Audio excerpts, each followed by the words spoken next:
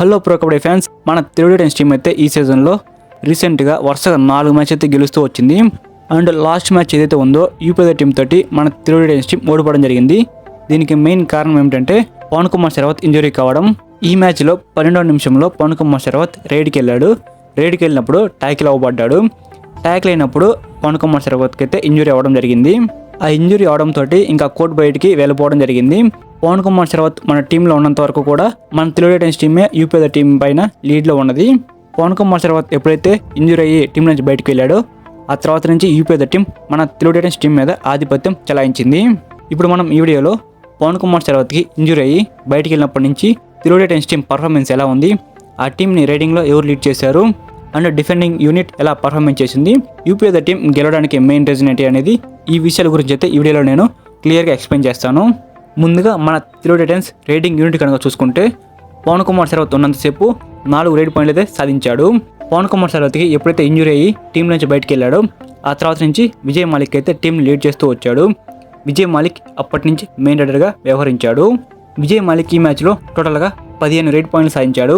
అందులో 11 టచ్ పాయింట్లు, 4 బోనస్ పాయింట్లు అయితే ఉన్నాయి. టీంలో పవన్ కుమార్ శరవత్ లేకపోతే ఏంటి, నేను ఉన్నానని చెప్పి విజయ్ మాలిక్ రైడింగ్లో తనేంటో ప్రూవ్ చేసుకున్నాడు. విజయ్ మాలిక్ రిమైనింగ్ రైడర్స్లో విజయ్ మాలిక్ తప్ప రిమైనింగ్ అందరూ కూడా ఈ మ్యాచ్లో రైడింగ్ యూనిట్లో ఫెయిల్ అయ్యారు. ఆశీష్ నర్వాల్ కేవలం 3 రేట్ పాయింట్ మాత్రమే తీసుకొచ్చాడు. సబ్స్టిట్యూట్ వచ్చినటువంటి మంజిత్ కేవలం 1 రేట్ పాయింట్ మాత్రమే సాధించాడు. అండ్ తెలుగు టైమ్స్ డిఫెండింగ్ యూనిట్కి వస్తే left cover defender Ajit Pawar 3 tackle points అయితే సాధించాడు.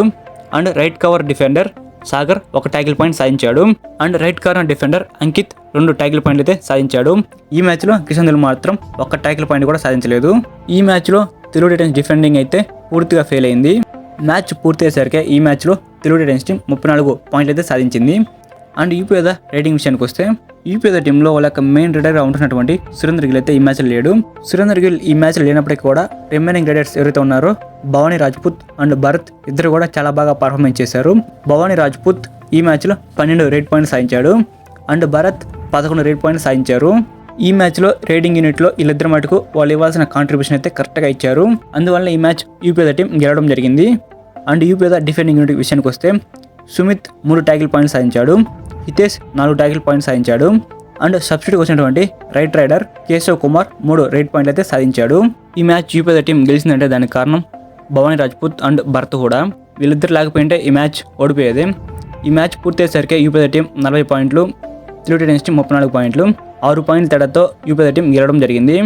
ఫస్ట్ హాఫ్లో తెలుగు టైటన్స్ టీం యూపీ టీంని ఒకసారి అవుట్ చేసింది. యూపీ టీం తెలుగు టైటన్స్ టీంని ఒకసారి కూడా ఆల్అౌట్ చేయలేకపోయింది. అండ్ సెకండ్ హాఫ్లో యూపీ టీం తెలుగు టైటన్స్ టీంని 2 సార్లు ఆల్అౌట్ చేసింది.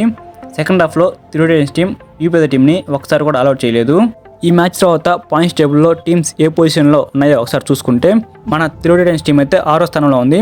9 మ్యాచ్లు ఆడగా 5 మ్యాచ్లు గెలిచింది, 4 మ్యాచ్లు ఓడిపోయింది. యూపీ టీం 8వ స్థానంలో ఉంది.